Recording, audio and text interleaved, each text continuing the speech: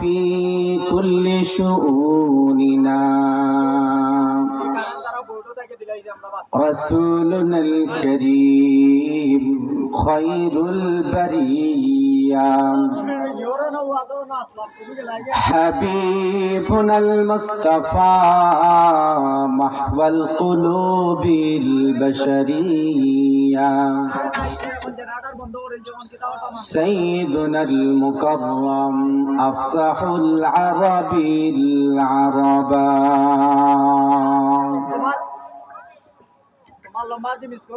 أما بعد فأعوذ بالله من الشيطان الرجيم بسم الله الرحمن الرحيم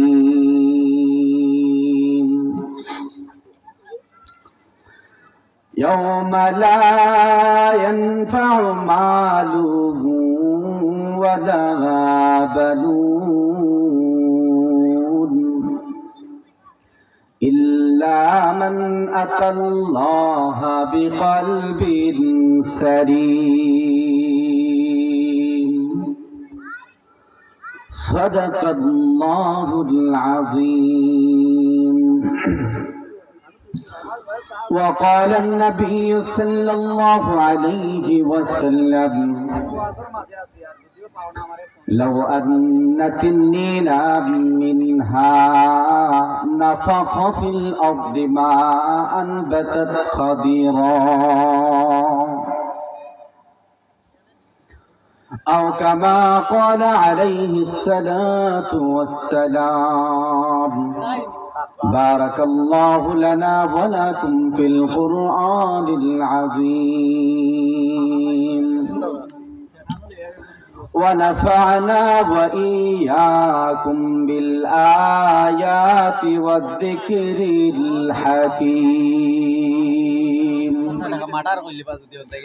صلى الله على سيدنا ومولانا محمد وعلى آله وأصحابه وسلم صلى الله على سيدنا ومولانا محمد وعلى آله وأصحابه وسلم كم تميل أو تميد مدرفا في رداع من شباب في رداع من شباب مقتبل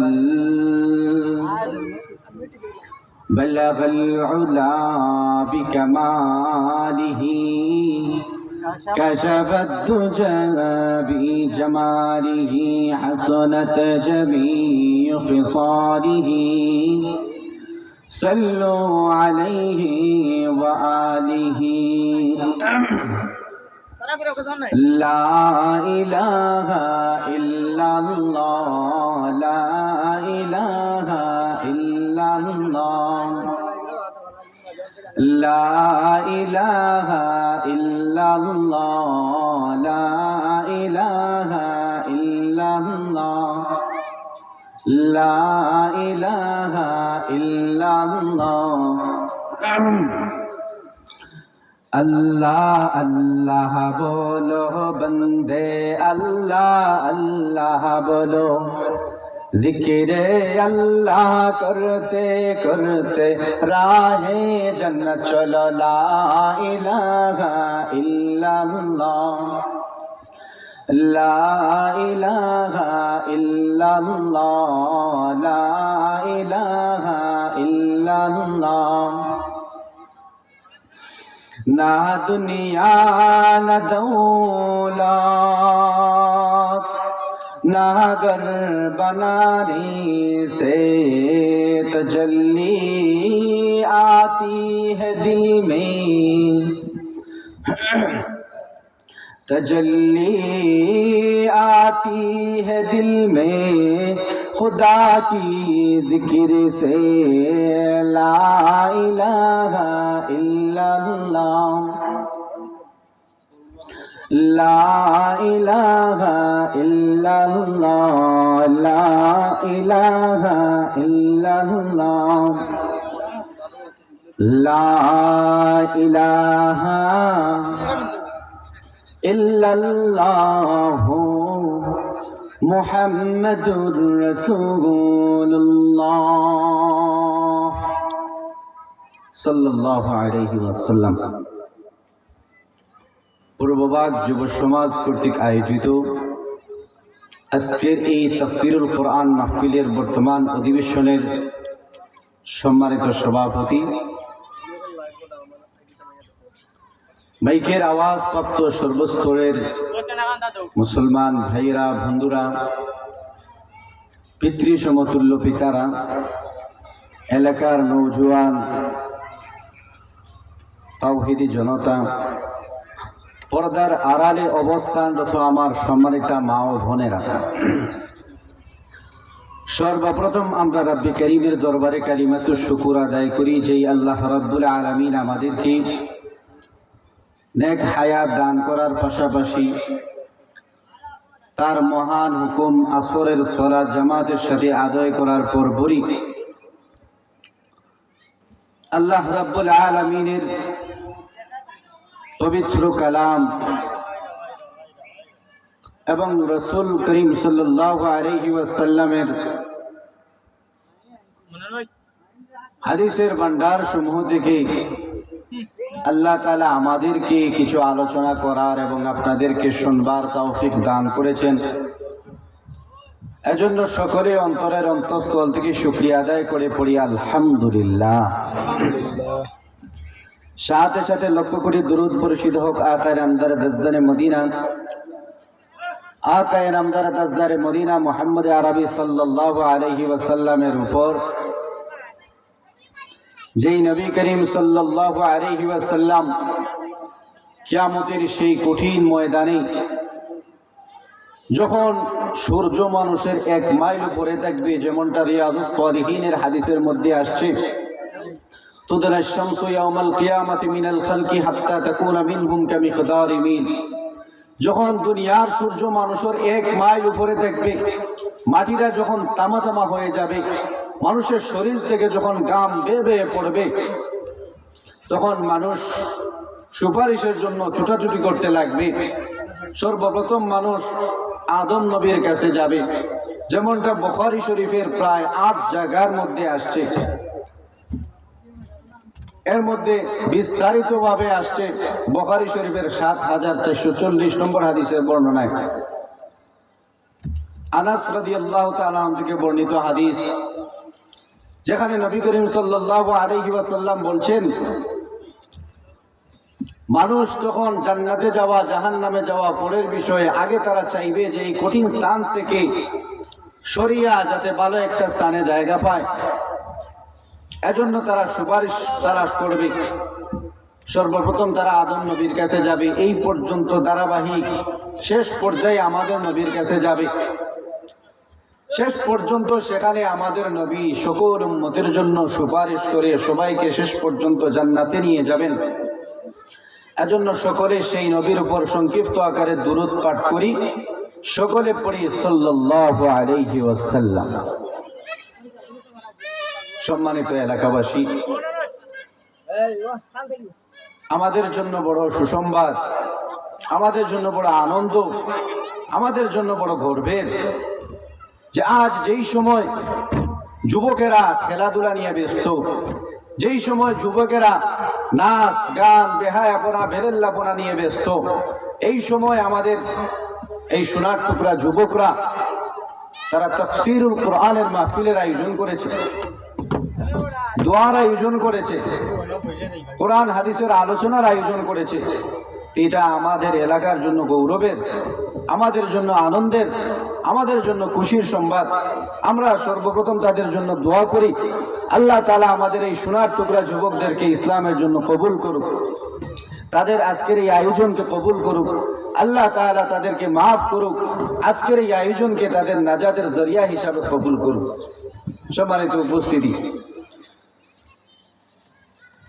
আমি আপনাদের সামনে মহাগ্রন্থ আল কোরআন থেকে একটা আয়াত পাঠ করেছিলাম এবং মহানবী সাল্লাল্লাহু আলাইহি ওয়াসাল্লামের লক্ষ কোটি হাদিসের ভান্ডার সমূহ থেকে মুসলিম শরীফের একটা ছোট্ট হাদিস পাঠ করেছি। যদি আল্লাহ রাব্বুল আলামিন আমাকে তৌফিক দান করেন তাহলে এই আয়াত এবং হাদিসকে সামনে রেখে কিছু আলোচনা করার চেষ্টা করব। আমা তৌফিকি ইল্লা বিল্লাহ। আমার তেলাওয়াতকৃত আয়াতের মধ্যে আল্লাহ রাব্বুল আলামিন বলেন, ইয়াউমা লা ইয়ানফাউ মালুহু ওয়ালা বানুন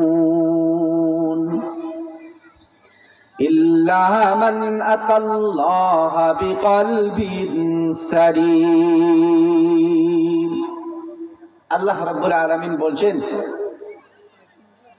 ইয়াউমা লা यानी कियामत के दिन, অর্থাৎ কিয়ামতের দিন, লা ইয়ানফাউ কোনো উপকারে আসবে না, মালু ওয়ালা বানুন আপনার সম্পদ কোনো কাজে আসবে না, আপনার সন্তান কোনো কাজে আসবে না। একমাত্র কাজে আসবে ইল্লা মান আতাল্লাহা বিকলবিন সালিম, যেটার অন্তরটা পরিষ্কার করে আল্লাহর সামনে সেই দিন প্রেজেন্ট করতে পারবে, উপস্থিত হতে পারবে। সেই পরিষ্কার পরিচ্ছন্ন পরিমার্জিত অন্তর সেদিন কিয়ামতের ময়দানে কাজে আসবে। সুবহানাল্লাহ। তাহলে চিন্তাটা করেন, আল্লাহ বলছেন কিয়ামতের দিন সম্পদ কাজে আসবে না, সন্তানও কাজে আসবে না, একমাত্র পরিষ্কার পরিচ্ছন্ন অন্তর কাজে আসবে। অথচ আমরা এই সম্পদের জন্য আর এই সন্তানের জন্য ঘুম থেকে ওঠা থেকে নিয়ে আবার ঘুমানো পর্যন্ত আমরা গাধার মতো পরিশ্রম করি। সারাদিন আমরা পরিশ্রম করি একমাত্র সম্পদের জন্য, একমাত্র আমার সন্তানের জন্য। রাত্রে ঘুমাইতে গেলে ঘুম হয় না টেনশনে, টাকার টেনশন, সম্পদের টেনশন, সন্তানকে মানুষ করতে হবে, সন্তানকে ভালো একটা বাড়ির মধ্যে রাখতে হবে, এই টেনশনে রাত্রে আমার ঘুম হয় না। আজ প্রবাসীদেরকে জিজ্ঞাসা করেন, ভাই আপনারা প্রবাসে কেন? বলবে সম্পদের জন্য, পরিবারকে সুখে রাখার জন্য, নিজের সন্তানের ক্যারিয়ার করার জন্য আমি আজ প্রবাসে আছি। একজন কর্মঠকে আপনি জিজ্ঞাসা করেন, ভাই আপনি এত পরিশ্রম কেন করেন? বলবে টাকার জন্য, সম্পদের জন্য, আমার সন্তানের জন্য। আপনার সামনে যেই মানুষ পড়বে তাকেই আপনি জিজ্ঞাসা করেন যে ভাই আপনার লক্ষ্য উদ্দেশ্য কি? বলবে টাকা, বলবে আমার পরিবার, আমার সন্তান, তাদেরকে সুখে রাখা, বাস। অথচ আল্লাহ তাআলা পরিষ্কার বলছেন, যেই জিনিসের জন্য তোমার ঘুম হয় না, যেই জিনিসের টেনশনে তুমি ঘুমাতে পারো না, খেতে পারো না, সারাদিন ঘুম থেকে উঠা থেকে নিয়ে আবার ঘুমানো পর্যন্ত পরিশ্রম করো, মেহনত করো, রাত আর দিন তুমি এক করে দিচ্ছ। আল্লাহ তাআলা পরিষ্কার করে বলছেন, ইয়াউমা লা ইয়ানফাউ মালুহু ওয়ালা বানুন ইল্লা মান আতাল্লাহা বিকলবিন সালিম। আল্লাহ রাব্বুল আলামিন বলেন, ইয়াউমা লা ইয়ানফাউ মালুন ওয়ালা বানুন, কিয়ামতের দিন তোমার সম্পদ কাজে আসবে না, ওয়ালা বানুন তোমার সন্তান সন্ততি কোনো কাজে আসবে না, ইল্লা মান আতাল্লাহা বিকলবিন সালিম।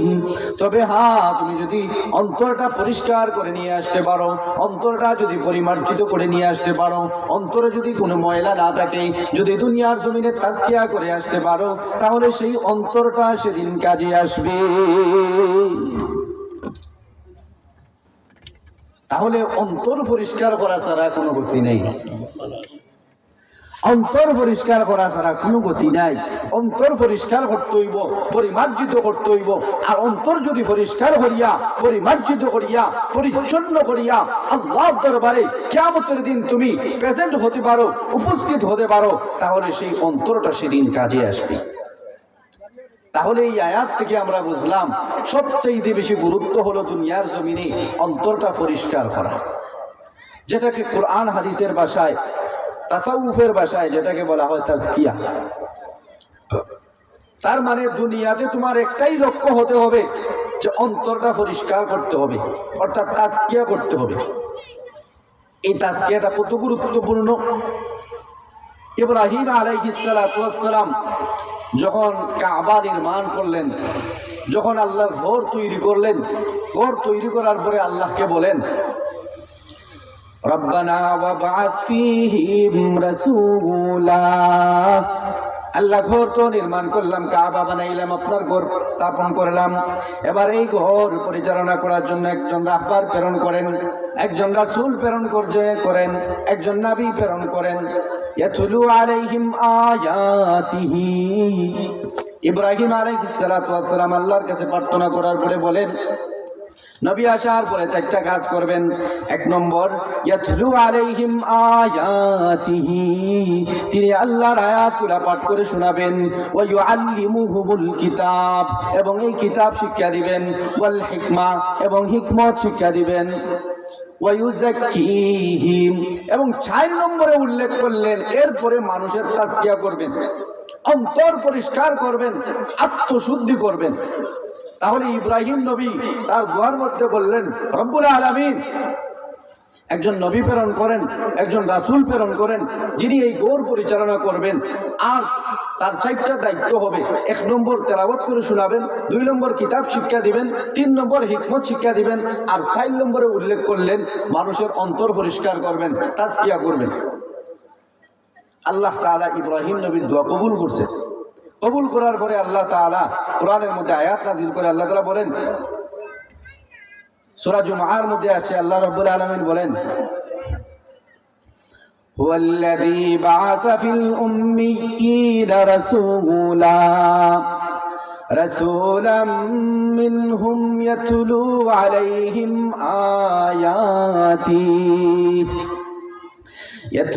আলাইহিম আয়াতিহি ওয়া ইউযাক্কিহিম ওয়া ইউআল্লিমুহুমুল কিতাবা ওয়াল হিকমা। আল্লাহ রাব্বুল আলামিন বলেন, আমি উম্মীদের মধ্য থেকে একজন রাসূল প্রেরণ করলাম, একজন নবী প্রেরণ করলাম। রাসূলের দায়িত্ব হবে 4টা। 1 নম্বর, ইয়াতলু আলাইহিম আয়াতিহি, মানুষকে আল্লাহর আয়াত পাঠ করে শোনাবেন। 2 নম্বরে, ওয়া ইউযাক্কিহিম, 2 নম্বরে আল্লাহ রাব্বুল আলামিন বলেন মানুষের তাজকিয়া করবেন, অন্তর পরিষ্কার করবেন, আত্মশুদ্ধি করবেন, অন্তরটা পরিমার্জিত করবেন। তাহলে আল্লাহ রাব্বুল আলামিন তাজকিয়ার কথা 2 নম্বরে বললেন। এরপরে বললেন ওয়া ইউআল্লিমুহুমুল কিতাব, এরপরে ওয়াল হিকমা, এরপরে 3 নম্বরে বললেন কিতাব শিক্ষা দিবেন, 4 নম্বরে হিকমত শিক্ষা দিবেন। তার মানে ইব্রাহিম নবী দোয়া করলেন আল্লাহ ঘরের জন্য রাহবার পাঠান, আর রাহবারের কাজ হবে 4টা কাজ। এর মধ্যে 4র্থ নম্বর উল্লেখ করলেন তিনি তাজকিয়া করবেন। কিন্তু আল্লাহ তাআলা যখন এই দোয়া কবুল করলেন, কবুল করার পরে আল্লাহ তাআলা বললেন, নবী আমি পাঠাইলাম উম্মীদের মধ্য থেকে, নবীর কাজও 4টা হবে। তবে প্রথম কাজ হবে তেলাওয়াত করে শোনানো, আর 2 নম্বর কাজ হবে তাজকিয়া করা। তাহলে ইব্রাহিম নবী দোয়ার মধ্যে তাজকিয়াকে 4 নম্বরে উল্লেখ করলেন, আর আল্লাহ তাআলা দোয়া কবুল করে তাজকিয়াকে 2 নম্বরে উল্লেখ করলেন। তার মানে আল্লাহ ইব্রাহিম নবীকে বুঝিয়ে দিচ্ছেন যে ইব্রাহিম নবী আপনি যে দোয়া করলেন, যে তাজকিয়াকে 4 নম্বরে উল্লেখ করলেন, আসলে তাজকিয়ার স্থান এত দূরে হবে না, তাজকিয়ার স্থান মর্যাদা আরো আগে হবে। অন্তর আগে পরিষ্কার করা দরকার, এরপরে এই অন্তরে কোরআন ঢুকানো দরকার, এরপরে এই অন্তরে ওয়া ইউআল্লিমুহুমুল কিতাব ওয়াল হিকমা, কিতাব শিক্ষা দরকার, হিকমত শিক্ষা দরকার, এর আগে অন্তর পরিষ্কার দরকার। সুবহানাল্লাহ। তার মানে তাজকিয়া কত গুরুত্বপূর্ণ। সংক্ষিপ্ত করে বলি যেহেতু সময় কম। তাসাউফ শাস্ত্রে 2টা শব্দ বড় কঠিন। এর মধ্যে একটা হইল তাসফিয়া, আর আরেকটা হলো তাজকিয়া। তাসফিয়া হইল অন্তরের বাহিরে যে ময়লাগুলা থাকে, এগুলাকে বলা হয় তাসফিয়া। বাহিরের ময়লা, বাহ্যিক ময়লা, এগুলাকে বলে তাসফিয়া। আর এই ময়লাগুলো ওই রকম যে অনেক সময় আয়নার উপরে দেখবা ময়লা থাকে, ধুলাবালু থাকে, এগুলা ফু দিলে অনেক সময় চলিয়া যায়। আবার অনেক সময় দেখবা হালকা কুন্তা দিয়া মুসা দিলে এগুলা এই ধুলা বালুগুলা এগুলা চলে যায়। তার মানে এগুলা বাহ্যিক ময়লা। এই ময়লাগুলা যদি অন্তরের বাহিরে থাকে তাহলে বিভিন্ন নেক আমলের মাধ্যমে এগুলা জড়ে পড়ে, এগুলা বের হয়ে যায়। যেমন হাদিসের মধ্যে আসছে, বিভিন্ন ফজিলতের হাদিসের মধ্যে আসছে, যেমন বান্দা যখন ওযু করে তখন অজাত মিন ওয়াজহি কুল্লু খাতিয়াতিন, চেহারা দৌত করার সময় তার গুনাহগুলা বের হয়ে যায়। এরপরে আসছে গাসালা ইয়াদাইহি, বান্দা যখন হাতগুলা দৌত করে খরাজাত মিন ইয়াদাইহি কুল্লু খাতিয়াতিন, তখন তার হাত দ্বারা যে গুনাহগুলা হইছে এগুলা বের হয়ে পড়ে। তার মানে এই যে গুনাহগুলা এগুলা হচ্ছে কলবের বাহিরে যে গুনাহগুলা থাকে ওই গুনাহগুলা, যেগুলা বাহ্যিক অভ্যন্তরীণ নয়, এগুলা হচ্ছে সগীরা গুনাহ। এরপরে হাত্তা ইয়াখরুজু নাকিয়্যাম মিনাজ যুনুব, এইভাবে আসছে এক সময় বান্দা পুত পবিত্র হয়ে যায়। তার মানে বাহ্যিক ময়লাগুলা পুরোপুরি ভাবে বাইর হয়ে যায়। তার মানে বিভিন্ন ফজিলত এইরকম আছে যেগুলার দ্বারা এই সমস্ত গুনাহ জড়ে পড়ে অভ্যন্তরীণ ময়লাগুলা পরিষ্কার হয়ে যায়। আর তাজকিয়া যেটা, সেটা হলো আভ্যন্তরীণ ময়লা, এটা ভিতরে থাকে, কলবের ভিতরে থাকে। যেমন কাপড়ের যে ময়লাটা লাগে, আমরা যে পোশাক পরি এই পোশাকও যে ময়লাটা লাগে, এটা কিন্তু টুমকি মারলে এটা দূর হয় না, এটা আরেকটা কাপড় দিয়ে গোসা দিলে এটা দূর হয় না।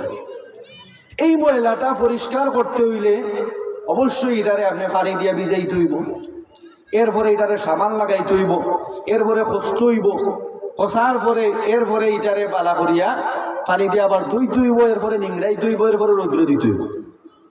তিনও বহুত কাজ আছে, বহুত প্রসেসিং আছে। ঠিক তেমনি ভাবে মানুষের কলবের ভিতরে যখন ময়লা লাগে তখন অভ্যন্তরীণ ময়লা যেটা, ভিতরে যে ময়লাটা আছে, এটারে আপনি ওইভাবে প্রসেসিং এর মাধ্যমে এই ময়লাটা দূর করতে হইব, নতুবা এই ময়লাটা এত সহজে দূর হইতো না। আর প্রসেসিং কেলা করবা, এটা তো আর সাবান দিয়া ধুইলে পরিষ্কার হইতো না, হুইল দিয়া ধুইলে সার্ফ এক্সেল দিয়া ধুইলে পরিষ্কার হইতো না। তো এইটা কিলা পরিষ্কার করবা, এটারও পদ্ধতি কোরআন হাদিসের মধ্যে আছে। এই কলবটা কত গুরুত্বপূর্ণ আরেকটা হাদিস শুনাই। নবীজি সাল্লাল্লাহু আলাইহি ওয়াসাল্লাম বলেন, আলা ইন্না ফিল জাসাদি মুদগা ফাইযা সলুহাত সলুহাল জাসাদু কুল্লুহু ওয়া ইযা ফাসাদাত ফাসাদাতিল জাসাদু কুল্লুহু আলা ওয়া হিয়াল কলব। নবীজি বলেন, মানুষের শরীরের মধ্যে এমন একটা গোশত আছে, যেই গোশতটা যদি ভালো থাকে তাহলে পুরো শরীরটা ভালো থাকে। আর এই গোশত যদি নষ্ট হয়ে যায়, ফাসাদ হয়ে যায়, তাহলে তার পুরা গোটা শরীরটাই নষ্ট হয়ে যায়। আর এই গোশতটা কিতা? আলা ওয়াহিয়াল কলব, আর এটা হচ্ছে মানুষের আত্মা, মানুষের কলব। সুবহানাল্লাহ, এটা হচ্ছে কলব। তার মানে কলবে আভ্যন্তরীণ যে ময়লাটা লাগে এটারে আপনি তাজকিয়া করতেই। এখন তাজকিয়া কিভাবে করবা? তাজকিয়ার দুইটা সূরত। এই ময়লা পরিষ্কার করাও লাগবে, যদি পরিষ্কার না করেন তাহলে আল্লাহর পরিষ্কার কথা, ইয়াউমা লা ইয়ানফাউ মালুন ওয়ালা বানুন ইল্লা মান আতাল্লাহ বিকলবিন সালিম। দুনিয়ার কিয়ামতের ময়দানে সম্পদও কাজে আইতো নাই, কত টাকার মালিক আসলাই এটা কাজে আইতো নাই, কত ঐশ্বর্যের মালিক আসলাই এটা কাজে আইতো নাই, কত ব্যাংক ব্যালেন্সের মালিক আসলাই এটা কাজে আইতো নাই, তোমার সন্তান কতজন আছিল এটা কোনো কাজে আইতো নাই, কত বড় নেতা খেতা আসলা এটা কোনো কাজে আইতো নাই। কাজে আইব ইল্লা মান আতাল্লাহ বিকলবিন সালিম, যে পরিষ্কার পরিচ্ছন্ন পরিমার্জিত অন্তর নিয়ে সেদিন আল্লাহর সামনে উপস্থিত হতে পারবে, সেই অন্তরটা সেদিন কাজে আসবে। তাহলে অন্তর পরিষ্কার করা ছাড়া কিয়ামতের ময়দানে গিয়া লাভ নাই। তার মানে দুনিয়ার একটাই লক্ষ্য, একটাই উদ্দেশ্য, কলব পরিষ্কার করতে হইব, অন্তরে পরিষ্কার করতে হইব, তাজকিয়া করতে হইব। এটা খুব গুরুত্বপূর্ণ। এখন কর্ম গিলা, এখন প্রশ্ন হইল গিয়া অন্তর পরিষ্কার করার দরকার বুঝলাম, এখন কর্ম গিলা করার দুইটা সূরত, একটা হইল কি দুনিয়া আর একটা হইল কি আখিরাত। একটা হইল কি দুনিয়াত অন্তর পরিষ্কার করতে হইব, আর আরেকটা হইল গিয়া মরার পরে। তবে দুনিয়াটা বড় সহজ, আর মরার পরে যে তাজকিয়াটা হইব আল্লাহর পক্ষ থেকে এটা বড় কঠিন। এখন একটা প্রশ্ন জাগের, মরার পরে আবার তাজকিয়া কিলা হইব? মরার পরে আজকে ওই যে একটা হাদিস আছে যে একবার কলিমা পড়ছে মুসলমান হইছে হেও এক সময় জান্নাতও যাইব কিলা খান যাইব তাজকিয়া হওয়ার উপরে যাইব কিলা কিলা তাজকিয়া হইব একটু পরে কইরাম দুনিয়ার তাজকিয়াটা কিলা সংক্ষেপে কইলে দুনিয়ার তাজকিয়া হইল গিয়া আমরা তো এখন আল্লাহ তাআলা বহুত শক্তি দিয়ে আমরা বানাইছি অন্তর পরিষ্কার করা লাগবে এতটুকু আমরা বুঝলাম তাইলে অন্তর কিলা পরিষ্কার করবো দুনিয়ার তাজকিয়া হইল জিকিরের মাধ্যমে অন্তর পরিষ্কার করা জিকিরের মাধ্যমে জিকিরের ফয়লা তরজমা হইল গিয়া কোরআন অর্থাৎ বেশি বেশি কোরআন তেলাওয়াত করা বেশি বেশি কোরআন তেলাওয়াত করলে অন্তর পরিষ্কার হয় কারণ আল্লাহ তাআলা বলেন ইন্না নাহনু নাযালনা যিকরা ওয়া ইন্না লাহু লাহাফিজুন কোরআনকে জিকির বলা হয়েছে তে জিকিরের এক নম্বর তরজমা হইল কোরআন কোরআন আপনি পড়বা আপনার অন্তর পরিষ্কার হইল